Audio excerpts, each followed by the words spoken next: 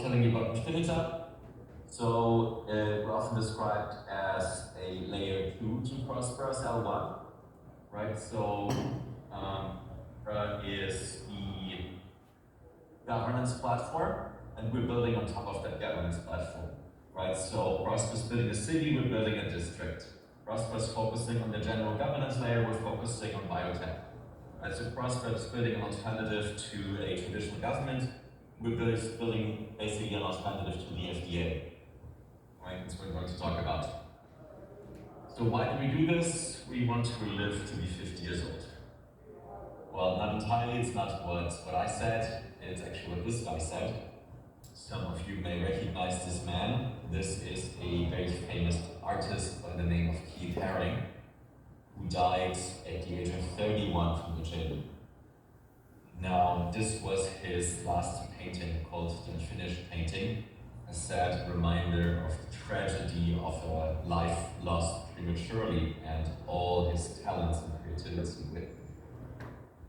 Now, today this is a treatable disease.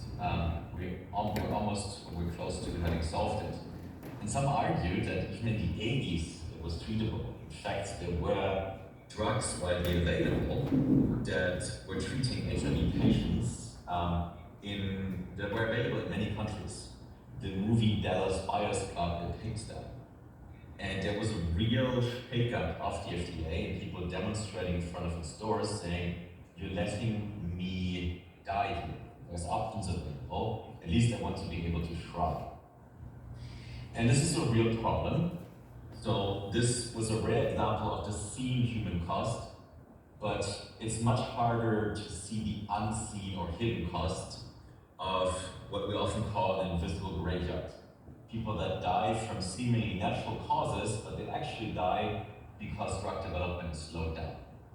So here on the left, you see what's called Irwin's law, the reverse of Moore's law in computing power, where computing power roughly doubles each 2 years. In the other one, you have the opposite in drug developments.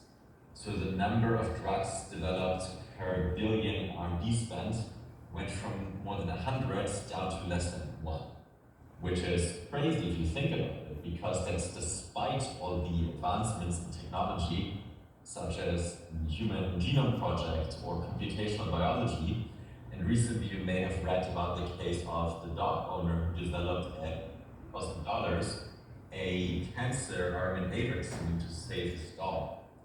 And his the time was actually the bureaucracy of not developing the vaccine itself, which he did with ChatGPT and AlphaFold.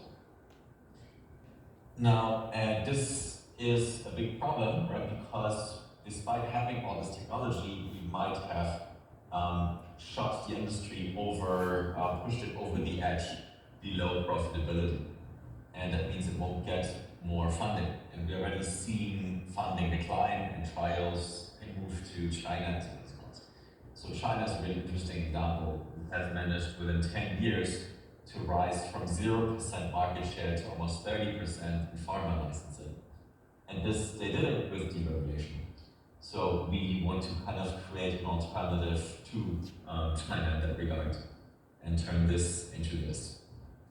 So how do we do this? We are building a network of physical hubs around the world, starting in Prospera, which gives us the maximum legal flexibility and sort of the most of what we can realistically expect. I think that's fair to say, right? So it doesn't yet, of course, have large infrastructure or a large market, which is a challenge, which is why we're going to other jurisdictions and starting with US states like Montana with right to trial legislation. And recently there was also a bill passed in New Hampshire. And I'm going to talk about that in a bit more detail here. But the point is that we want to basically create enabling legislation in different countries around the world.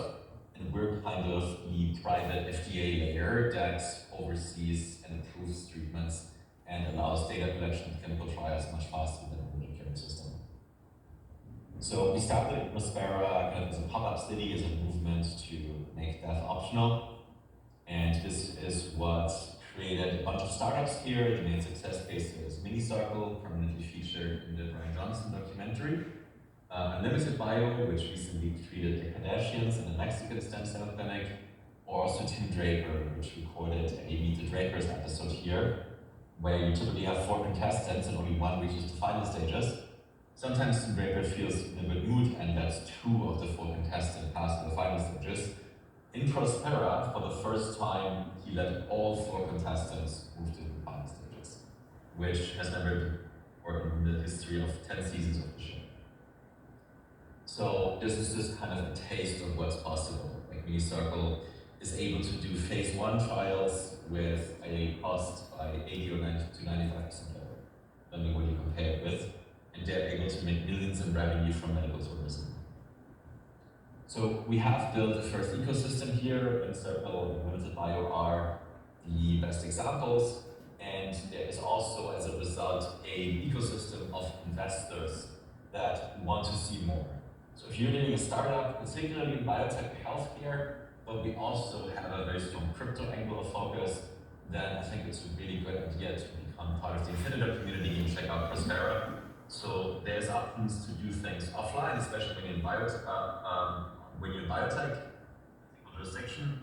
But also if you're online, if you have a crypto business or even AI, there's interesting legal opportunities for incorporating a business. I'll leave a link later where you can incorporate a Prospera business, which I really recommend because it makes some of these more abstract ideas around polycentric law or regulatory choice that you may have heard before, it makes it easier to understand and more tangible. So just to go a bit more into the Montana right to try, why I'm interested in it. So if you care about longevity, Montana should be on your radar. So right to try is traditionally allowing patients to access treatments before they have to be approved. But the big caveat is that you need to be approved that you're terminally ill, i.e. you are going to die within 6 months, which is a big hurdle to prove. And also means there's actually a lot of gaps, right? Because who says you want to die when you have only 2 years left to live, right? So the idea of longevity is that you get treated before you enter the stage where you get a life-threatening disease, right? So the current regulatory system is kind of incompatible with that. So Montana was the first state that said, well, any patient can be under right to try, which is really amazing and a big, really big progress. And we basically took that innovation in Montana. We were not the ones to pass that first law that allowed that, but we passed or were heavily influenced in another bill that makes it possible to create kind of the business model that we want. It really creates a structure that allows these private certifiers that we want to build, that we also think will be possible to get support for at the federal level long term, right? So it can sit within commonly accepted regulatory structure, even in the United States. So that means we're also investing in federal lobbying in the United States to make that possible. And we also made very good progress in terms of getting clinics bought into the idea. So we're now partnering with Montana as large as possible, which is very important progress to make that model work. So basically, we want to build a new, faster model for biotechs to enter the clinic. So the traditional federal gauntlet, which takes 18+ years and costs $1 billion, you're never really interacting with the patient, right? Or other than through intermediated trials. You basically do research until pharma calls, right? Whereas under our model, we can just cut out all these middlemen. You still have the need to have passed a phase 1 drug, but then you can basically go to the clinic within 0 to 3 years. I'm saying 0 because you can repurpose many phase 1 treatments, right? They don't need full phase 3 approval, right? There's already a market for it called repurposing. So that's why I'm saying you can go to market even 0 years with treatments where you slightly modify the treatments, which otherwise would require reapproval, with something that we know has has shown safety in phase 1 trials.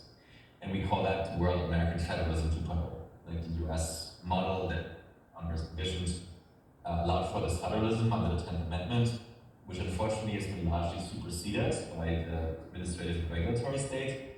But we think we have a decent chance. Because right now, I think there's widespread alignment and agreement that we don't want clinical trials in to go to China and all US biotech innovation to leave the country across the political aisle. So in that model, we're kind of intermediary, like a mini or private FDA. The biotechs can come to us, they through an IP licensing deal, and then we get them into the clinics. And we imagine this kind of as a network jurisdiction, right? So still sort of committed to the network state idea. Of course, we're entering a phase now where we'll under-highlight that point a bit more, right? So we won't like, sell the clinic on their patients paying crypto. Although they could do that once that happens to the strict friendly laws of the book in the United States, which is very little known. But we're not going to emphasize that point, right? So we'll sort of leave that confined to Prospera for now, where we test sort of the most forward-looking ideas and then gradually bring them into the real and the normal world. Right, so in Prospera, I think we can carve out a niche where we do phase 1 trials cheaper, and then our approval in Montana can actually recognize these phase 1 trials.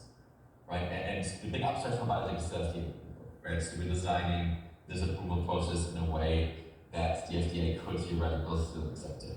Will it? Well, that's a question that we'll see over the next couple of years, but we want to do it in a way so that they could. So our strategy really is to bring the legal innovation that we started in Prospera, which will remain our base, to the United States first, and from there to international jurisdictions. We think once we have this model established in the United States, then we can go to the point of the world. Right, so we have Sure now next, and then within the next couple of years, we can hopefully do Florida, Texas, Ohio, Pennsylvania, places like that. So we're looking especially for more large clinical partnerships and for more biotechs that have post-phase 1 assets and want to put it into a patent pool. So we also have a community cryptocurrency, right? So this is more the network state part. This part you will experience when you come visit us in Prospera. You won't necessarily experience that yet if you are you're a patient in Montana. So the model there will sort of be confined to biotech. This slide is old. We have more than 60 vendors now. So if you go to wallet.infinita.city, you can sort of get used to that community gateway, right? And currently we have the Infinite Games taking place. This week we have a huge jazz tournament in the Infinita Dome. And over the weekend we'll have the Electric Knife Fighting Championship, which will recreate the national sport in Infinita. So the slide is a bit old. Many of these things have already happened. It's probably a bit late.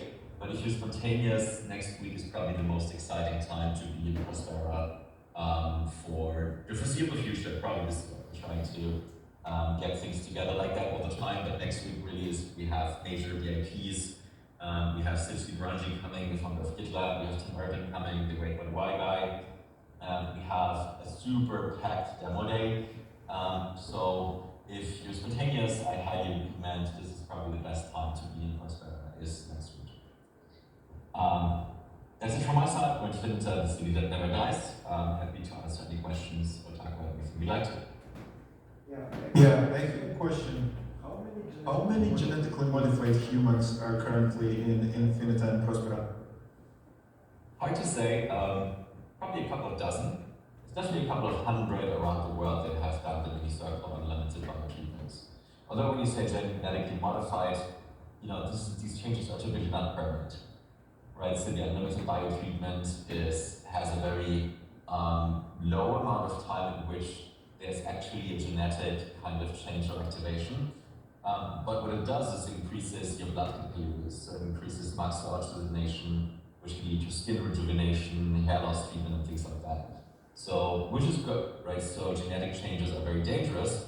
So if you can get a treatment where these changes are temporarily fixed and still get the benefits, that can be a very good idea, right? So we're not yet at the stage where we can edit the DNA of live humans to like get actually different eye color might already be possible in curing color blindness. The eye is actually an organ that is pretty well isolated, genetically speaking.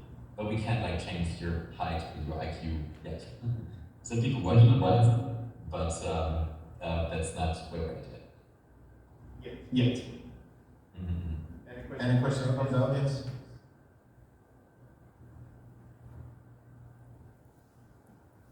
This is the place that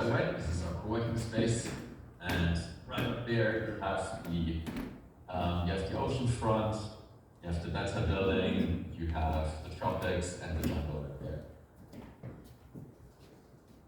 So, actually, I checked right now the lives.money. Actually, lives is the another one stable coin, right?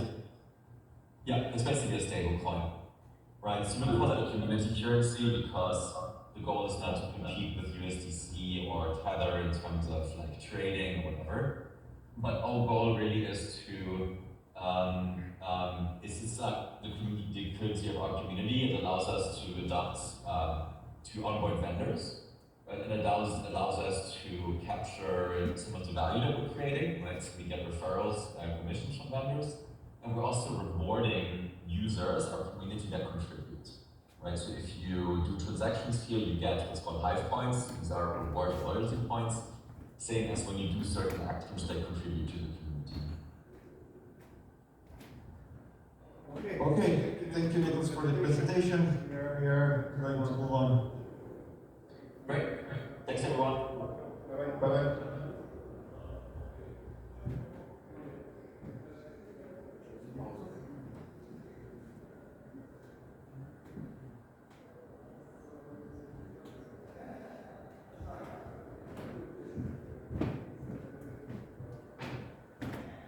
Okej, już jedna prezentacja i lecimy imati stanku nekih pola sata.